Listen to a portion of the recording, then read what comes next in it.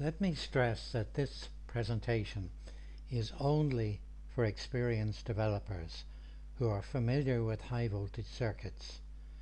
If you're not familiar with electronics, there is a tutorial at www.freeenergyinfo.com/tutorial.pdf.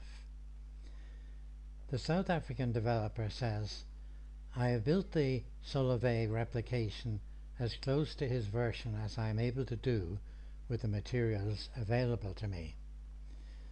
Solovey's original circuit is shown here. It's very simple, very straightforward, driven typically by a 12-volt battery, which of course can charge up to 14 volts if necessary, and it's just a simple resistor divider feeding the base of a transistor, which has got two coils which provide feedback to itself and generate a magnetic field. In his presentation, the circuit diagram there is his figure number 2. The South African developer says, this is my slightly modified version. I've introduced a variable resistor to control the current to the base of the transistor, and this is a photograph of the actual implementation as he has particularly built it. I'm using a TIP 3055 transistor. I've tried a large range of transistors, MJE 13009, TIP 132, and all sorts of others, and the only ones which work at all are the 2SC 3552, which is a 1000-volt transistor, and the TIP 3055, which is the best by far. These are my coil details, and in this table he shows the particular winding type and lengths used in the different versions of the coils. He says, initially I tried Solovey's primary coil L1 with 8 turns and a diameter of 700 millimeters. I beg your pardon, of 70 millimeters, but had far better results with only 3 to 4 turns. My criteria for assessing these things were the strength of the corona at the top of the secondary coil, L2, and the degree of fluorescence produced in a nearby handheld compact fluorescent lamp, as well as the distance of the lamp from the coil.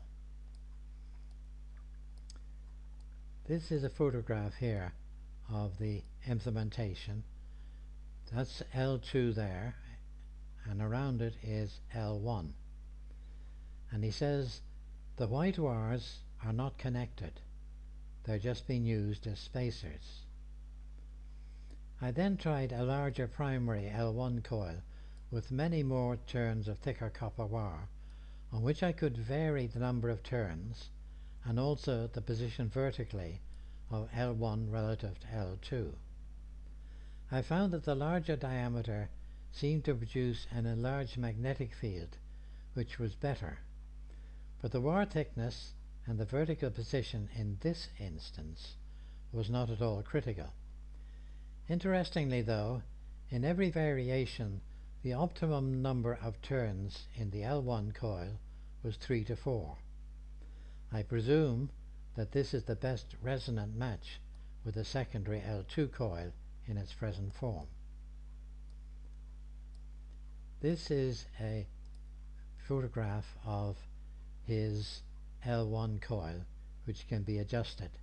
You can adjust the position vertically depending on where he clips the two wires, and the number of turns in the coil as the number of turns between the two clipped connections. And he says this is typical of the fluorescence produced in a compact fluorescent light bulb and the corona produced at the top of the coil. He says, I then measured the voltage at L2 empirically and found it able to charge a 1 microfarad capacitor very rapidly to 2000 volts. I presume the rectified AC voltage to be far higher, at least in the multi-kilovolt range. I feel that the formula mentioned by Solovey, namely U2 equals UM divided by N1 times N2, does not necessarily apply to this type of Tesla configuration, so I question his calculation of 700 to 800 volts. I was unable to measure the frequency accurately with my handheld oscilloscope, but the reading which it displayed seemed to hover around the 300 kilohertz mark. It may be much higher. I then configured a capacitor to withstand high voltages of, by calculation, variable between 0 picofarads and 800 to 900 picofarads. The capacitor rather, would be used in this position with a lot of high voltage diodes forming a single high voltage diode in the particular circuit. His construction of this variable capacitor is shown here in this photograph. In all subsequent tests, he says, I found that the introduction of this capacitor between L2 and ground, which admittedly I could tune to optimize resonance, increased the current draw from the supply battery to such a degree that 3 TIP 3055s in parallel exploded and burnt out in seconds. They can each handle 15 amps, so I measured the current as accurately as I could with both digital and analog meters, and found that it could easily exceed 40 amps. This is why I've used such a massive heatsink. Also, the voltage present at the top of L2 immediately drops when the capacitor to ground connection is present.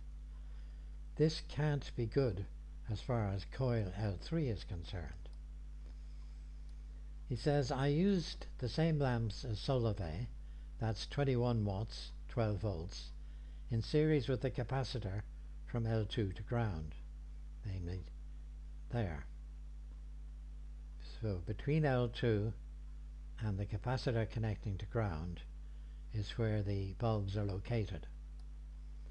The lamp burnt out in seconds, but what I feel that Solovey has failed to indicate in his paper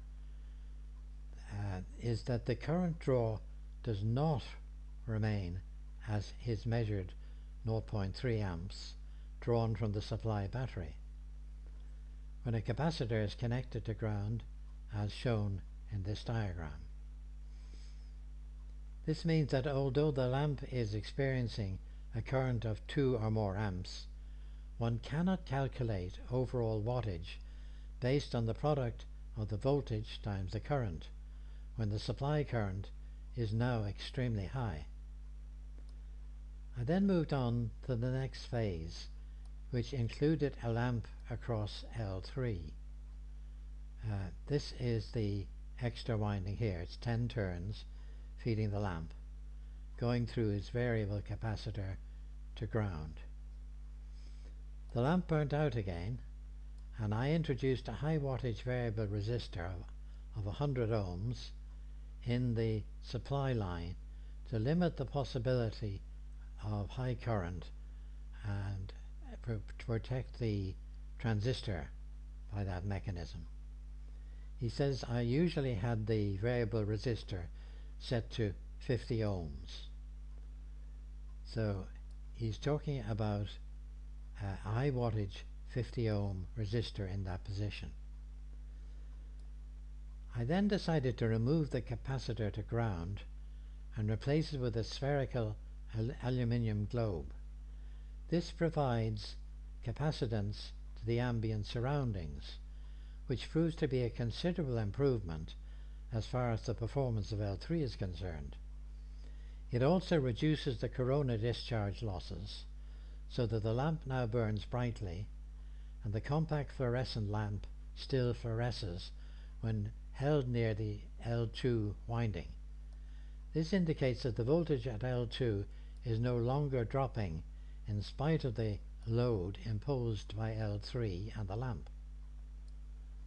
This is the arrangement at the top of the L2 coil. So the unit with his aluminium sphere at the top looks like this. He says, I was able to dispense with the 100 ohm resistor as the current draw from the 12 volt supply battery was now down to 2 amps, which is a much more reasonable amount, but still more than Solovey's 0.3 amps. Having got thus far, I moved on to Don Smith's next stage, which was to replace the lamp with a bridge rectifier on coil 3. The black wires in this case are just spacers, they're not connected, and the lamp operates well. Voltage across the capacitor rose to well over 1000 volts, so I stopped the experiment as I was afraid it would damage my digital meter. I then thought of trying 2 extra coils simultaneously, and I did that by putting a second bridge rectifier over the black wire coil, which had previously just been used as a spacer. With that arrangement done, the circuit became this here, and now there are 2 simultaneous DC outputs of 1500 volts each. I put a voltage divider across my analog meter to measure this. Here you can see my meter set to the 1000 volt range. I realize that this is a low power version of Don Smith circuits, and one cannot expect much from it. I know that Don Smith, in order to achieve very high outputs in terms of kilowatts, relied very much on resonance in his circuits. What I'm investigating here is simply Solovey's attempt to demonstrate that a greater output than input is possible. He did not seem to carry it any further, as he had achieved his objective as part of the university degree attempt which he was making. From my experience with these high voltage pulses, or in this case high frequency AC circuits, is that it is possible to achieve very high voltages from a simple 12 volt system, but that in general there is not very much power available unless one can achieve the advantage of resonance in some form or another. In a very basic experiment, I tried the following circuit, which is just a simple battery charging circuit, but it's not charging any load directly. This is the circuit here, as before, with 2 L3 coils, 2 rectifiers, one supplying the battery to be charged, and one feeding back to the battery which is driving the circuit. He says using that, after 1 hour of operation, the drive battery had dropped from 13 volts to 12.9 volts, and a very dead 12 volts 7 ampere battery had risen from 3.3 volts to 6.3 volts, and it's holding that 6.3 volts now. I'm sure that a battery in better condition would have charged even better, and I will try it. When a battery charge load is applied to the extra coils, the compact fluorescent lamp will no longer fluoresce. I observed that a real earth connection has helped a little. My current draw from the 12 volt battery supply using both extra coils in this configuration is only 0.4 amps, which is 400 milliamps. This experiment suggests to me that one might make many extra pickup coils like the above, of 3 to 4 turns each, placed along the length of L2 with L1 at the very bottom. This would bear out Don Smith's claim that one can draw multiple sources of energy from an inductive magnetic field without increasing the load on the supply. There's obviously much more scope for experimentation with this type of low voltage solid state Tesla coil. He says, I've retested and duplicated my results so far, and in the process I discovered something of small significance. Developer Ming Kao has mentioned in his comments, which are in www.freeenergyinfo.com/chapter3.pdf, page 186, that he found an improvement when he placed the primary coil and the pickup coil far apart on opposite ends of a secondary coil L2. I did this and found a definite increase in voltage output. What I think is happening is that the section of L2 between L1 and L3 is being increased. This is a photograph of the arrangement that he's using. He says, I have vertically flipped coil L1 so that the 3 active windings are now at the bottom, and I moved the pickup L3 right to the top of the L2 coil. I also noticed that the output in this configuration increased substantially when I removed the aluminium globe and just left the open end of the Perspex tube at the top of L2. This is good news, as these metal spheres are not easy to find. What has taken place as I have experimented is that I have gradually dispensed with all capacitive components with improved results. This is important to me, as I seem to have moved from LC resonance to resonance between the coil windings only.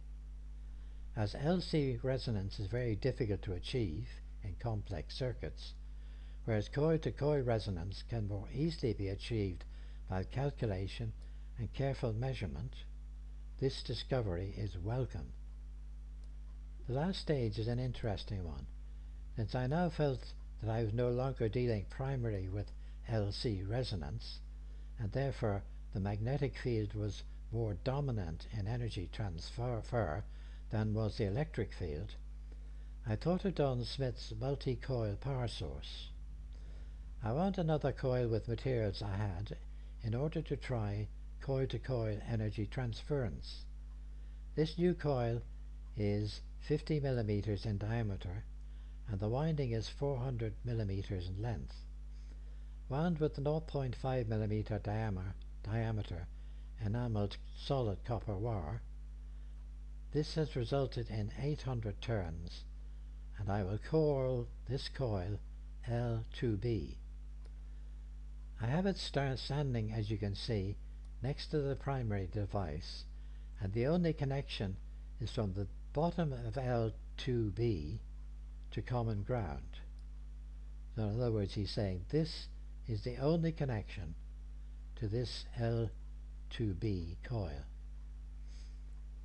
and he tested that particular configuration and found that the compact fluorescent lamp would light up from the L2B coil.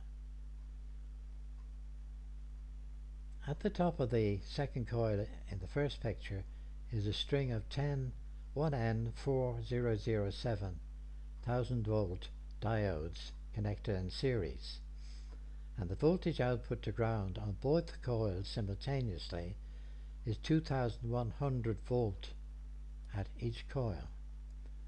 I have moved the L2B coil up to 70 centimeters away from L2, which is as far as my wires would reach, and at that distance the voltage output of L2B remains 2100 volts. What this demonstrates to my satisfaction is that Don Smith's suggestion based on the following drawing here will work in practice. This drawing shows 5 L2 coils surrounded by one small number of turns L1 coil. He says, I have not yet come across any really successful replications of Don Smith's devices, so this is reassuring to me. What's interesting is that as I move L2B away from L2, the voltage drops and rises by increments of about 5 to 10% at incremental distances of about 20 centimeters. For convenience, the coils in a real construction would need to be much more closely spaced, but the width of the field is amazing. It also suggests that the arrangement of the coils should be done carefully and empirically. Something I wish to stress in closing, he says, is that I have in no case paid any attention to the quarter or half wavelength issue of the relative lengths of the primary to secondary wires, or ratios. None of my coils have any calculated wavelength ratios or measurements, and yet have achieved, for a low power solid state device, quite demonstrable results. I think that Richard Quick's essay on the practical aspects of resonance is most impressive and useful. It's reproduced below. But an issue I find unresolved is this: if the LC component of resonance is replaced by the magnetic component, then we're dealing with a longitudinal wave, which, as I understand, is a defining characteristic of cold electricity, and we're not dealing with a transverse wave. A standing wave, as determined by wavelength resonance, is essentially a transverse wave phenomena with clearly defined nodes. A longitudinal wave will not have nodes. This is a contradictory issue which is not yet clear to me, and maybe is a field worth investigating by other developers. Solovey's details are available via that link there, and this is the discussion of Richard Quick on the link up between coil lengths and resonance. I'll leave you to read that through, because it's worth considering carefully as you read, and it's fairly lengthy and very detailed. I suggest that you do take the time to have a read through it and consider what it is that's been said in that. So that concludes the presentation here in this video, which is primarily on the work of our friendly South African developer.